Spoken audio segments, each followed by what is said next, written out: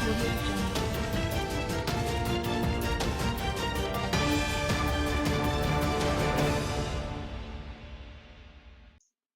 Hello everyone and welcome to another episode of daily market rundown, जहां पर हम discuss करते हैं कुछ ऐसी इंपॉर्टेंट न्यूज और इवेंट्स के बारे में जो मार्केट में रिसेंटली हुए हो एंड फर्दर वो कैसे इम्पैक्ट कर सकते हैं चीजों को, उसके बारे में हम डिटेल में डिस्कस करेंगे। तो स्टार्ट करते हैं आज की पहली न्यूज से। तो HDFC AMC के रिजल्ट्स आए Q4 FY26 के एंड रिजल्ट्स एक्सपेक्टेशन से काफी वीक रहे। नेट प्रॉफिट की बात करें तो वो 19% ईयर ऑन ईयर डाउन रहा, जिसने स्ट्रीट एस्टिमेट्स को मिस किया। बट कंपनी ने एक फाइनल डिविडेंड भी रिलीज किया 54 रुपीज पर शेयर का। अब बात करें कि प्रॉफिट क्यों गिरा, तो इसके कुछ मेजर रीजंस रहे। सबसे पहला रीजन है हायर एक्सपेंसेस। एम्प्लॉय कॉस्ट बढ़ा, डिस्ट्रीब्यूशन कमीशन एक्सपेंसेस बढ़े, ऑपरेशनल एक्सपेंशन कॉस्ट इंक्रीज हुई, मार्जिन प्रेशर की वजह से प्रॉफिटेबिलिटी इंपैक्ट हुई कहीं ना कहीं। सेकेंडली, एक मार्केट वोलेटिलिटी इफेक्ट दिखा। क्वार्टर में इक्विटी मार्केट्स में फ्लक्चुएशन रहे और इसका impact mark to market income और ट्रेजरी गेन्स पर पड़ा। साथ ही में पिछले साल स्ट्रॉन्गर प्रॉफिटेबिलिटी और इनकम सपोर्ट भी था। कुछ पॉजिटिव चीजें जो रिजल्ट्स में रही दैट वर की एक डिविडेंड था, तो स्ट्रॉन्ग कैश जनरेशन और हेल्दी बैलेंस शीट हमें क्लियरली दिखता है यहाँ से। साथ ही में SIP इनफ्लोज स्ट्रॉन्ग बने रहे और इंडिया में म्यूचुअल फंड पेनिट्रेशन भी बढ़ रही है, so there is a strong industry tailwind as well. साथ ही में देयर वाज ब्रांड लीडरशिप, क्योंकि HDFC AMC इंडिया का सबसे बड़ा और ट्रस्टेड AMC में से एक है। मार्केट आगे क्या वॉच करेगा, मेनली दैट वुड बी कैसे AUM ग्रोथ मोमेंटम आगे बढ़ता है, इक्विटी इनफ्लो ट्रेंड कैसा रहता है, margin recovery, passive funds, low cost AMC से कंपटीशन। ओवरऑल ये सब चीजें मार्केट आगे वॉच करेगा। स्टॉक रिएक्शन क्यों इंपॉर्टेंट है, अब वो ये है कि AMC's स्टॉक मूव होते हैं based on profitability, AUM growth, market sentiment and equity market levels. तो अगर मार्केट स्ट्रॉन्ग रहे तो अर्निंग जल्दी रिबाउंड हो सकती है। सो ओवरऑल अभी जो Q4 के रिजल्ट्स थे वो थोड़े वीक रहे, प्रॉफिट 19% गिरा, बट कुछ पॉजिटिविटी भी थी। नियर टर्म अर्निंग्स अभी काफी सॉफ्ट है, बट लॉन्ग टर्म में इंडस्ट्री काफी स्ट्रॉन्ग है। अब बात करते हैं आज की सेकंड न्यूज की। तो यहाँ हम देख सकते हैं कि GMDC यानी कि गुजरात मिनरल डेवलपमेंट कॉर्पोरेशन के शेयर्स नियरली 19 to 19.5% तक आज जंप करे and it reach their 52 week high. बहुत हैवी वॉल्यूम्स के साथ और मेटल सेक्टर की भी एक ब्रॉड रैली हम देख सकते हैं। इंट्राडे गेन इतना रहा और मंथली गेन की बात करें तो इट्स अराउंड 38%। वॉल्यूम स्पाइक भी 10 से 15 टाइम्स हुई अबव एवरेज। मेजर रीजंस जो इस रैली के पीछे रहे उसमें से एक था strong volume breakout. Trading volume multi week high पर पहुंच गए और फ्रेश रिटेल और इंस्टीट्यूशनल पार्टिसिपेशन का भी एक सिग्नल था। तो बेसिकली प्राइस और वॉल्यूम दोनों की वजह से एक स्ट्रॉन्ग मोमेंटम ब्रेकआउट हमने देखा। साथ ही में मेटल सेक्टर में एक बहुत ब्रॉड रैली दिखी। वेदांता, हिंडाल्को, हिंदुस्तान जिंक, नाल्को, सेल, हिंदुस्तान कॉपर सभी पॉजिटिव रहे, सब 1 से 3% तक बढ़े। सेक्टर वाइड बाइंग हमने देखी, सिर्फ GMDC स्पेसिफिक मूव नहीं था ये। ओवरऑल ओवरऑल देखें तो इंडस्ट्रियल मेटल्स में सेंटिमेंट इंप्रूव हुआ, इंफ्रा और मैन्युफैक्चरिंग डिमांड रिकवरी एक्सपेक्टेशन थी and GMDC NMDC rare earth collaboration MOU भी था अगर हम कुछ कंपनी स्पेसिफिक ट्रिगर्स की बात करें। साथ में लिग्नाइट और लाइमस्टोन माइनिंग एक्सपेंशन अप्रूवल्स थे एंड क्रिटिकल मिनरल स्पेस में भी एक स्ट्रेटेजिक पोजीशनिंग थी। सो ओवरऑल क्रिटिकल मिनरल्स का जो भी बेनिफिट है वो और एनर्जी ट्रांजिशन, इन दोनों की वजह से लॉन्ग टर्म में एक बेटर मोमेंटम हमें स्टॉक में देखने को मिल रहा है।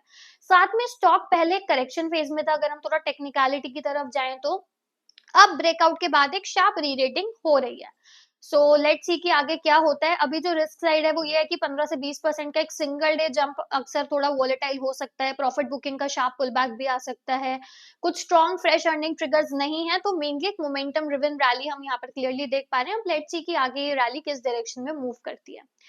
अब बात करते हैं HDB फाइनेंशियल सर्विसेज के रिजल्ट्स के बारे में, जो कि कल आए थे एंड उसके बाद आज स्टॉक नियरली 10% तक बढ़ा। नेट प्रॉफिट 41% बढ़ा, NII ग्रोथ 21% तक हुई, AUM growth 10% and stock reaction ये था कि 9 से 12% तक का इंट्राडे जंप हम देख पाए। मेजरली ये सब इसलिए हुआ इतना पॉजिटिव मोमेंटम क्योंकि प्रॉफिट ग्रोथ बहुत स्ट्रॉन्ग था। प्रॉफिट 41% ईयर ऑन ईयर बढ़ा एंड मेनली ये हुआ because of higher loan growth, better margins and lower credit cost. अब मार्केट इसको क्लीन अर्निंग बीट के रूप में भी देख रहा है। सेकेंडली, एसेट क्वालिटी इंप्रूव हुई। ग्रॉस स्टेज 3 लोन्स 2.44% पर इंप्रूव हुए प्रीवियस क्वार्टर से better and unsecured loan segment का स्ट्रेस धीरे धीरे कम हो रहा है, तो रिस्क परसेप्शन भी काफी इंप्रूव हुआ है। साथ ही में एक इंटरेस्ट इनकम ग्रोथ भी हम काफी स्ट्रॉन्ग देख सकते हैं, लोन डिमांड काफी हेल्दी है, ब्रोकरेजेस काफी पॉजिटिव हैं, जेफरीज, नोमोरा सबकी काफी अच्छी रेटिंग भी है। ओवरऑल बिगर पिक्चर में एचबीडी फाइनेंशियल का मार्केट रीरेटिंग हो रहा है, क्योंकि पहले नैरेटिव था कि स्ट्रेस था, there were bad news also, but अब एक रिकवरी, स्टेबल ग्रोथ और एक इंप्रूविंग क्रेडिट क्वालिटी हम देख सकते हैं। Now let's move to our last news for the day, and यहाँ पर हम देख सकते हैं कि इंडिया का मर्चेंडाइज एक्सपोर्ट मार्च में 7.44% तक बढ़कर 38.92 बिलियन डॉलर्स पर आ गया, पिछले 5 मंथ का सबसे बड़ा फॉल। मेजर रीजन रहा West Asia conflicts and shipping disruption. साथ ही में चाइना ने यूएस को पीछे छोड़कर फाइनेंशियल ईयर 26 में इंडिया का लार्जेस्ट ट्रेडिंग पार्टनर बन गया है। अब मार्च में एक्सपोर्ट्स क्यों गिरे इसकी बात करें तो एक तो वेस्ट एशिया के क्राइसिस की वजह से ट्रेड रूट्स हिट हुए, मिडिल ईस्ट को शिपमेंट्स लगभग 58% गिर गई, रीजन को मंथली एक्सपोर्ट्स गिराकर अगर नॉर्मल लेवल देखें तो इट्स अराउंड 6 बिलियन डॉलर्स, पर मार्च में 2.5 बिलियन डॉलर्स रहा। स्ट्रेट ऑफ हॉर्मोज के डिसरप्शन की वजह से भी टाइमली एक्सपोर्ट में प्रॉब्लम हुई। साथ ही में कुछ सेक्टर्स में भी डिक्लाइन था, कुछ टॉप एक्सपोर्ट सेक्टर्स बहुत प्रेशर में रहे, like James, jewellery, rice, petroleum products, electronics, engineering goods and imports भी गिरे। मार्च इंपोर्ट 6.5% गिरकर 59.59 बिलियन डॉलर्स रहे।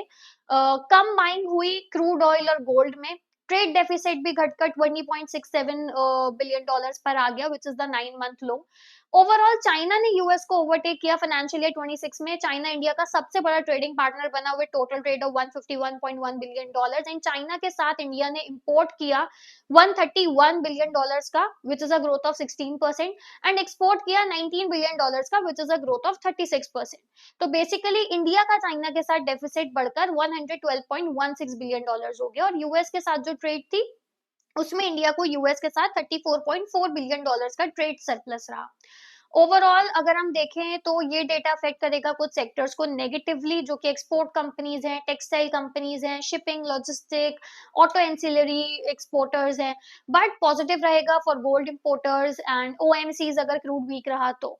ओवरऑल इंडिया के मार्च एक्सपोर्ट्स जियोपॉलिटिकल डिसरप्शन की वजह से कहीं ना कहीं वीक रहे, और डोमेस्टिक वीकनेस की वजह से नहीं, ऐसा कोई मेजर रीजन था। बट ओवरऑल चाइना अब इंडिया का नंबर 1 ट्रेडिंग पार्टनर रहा।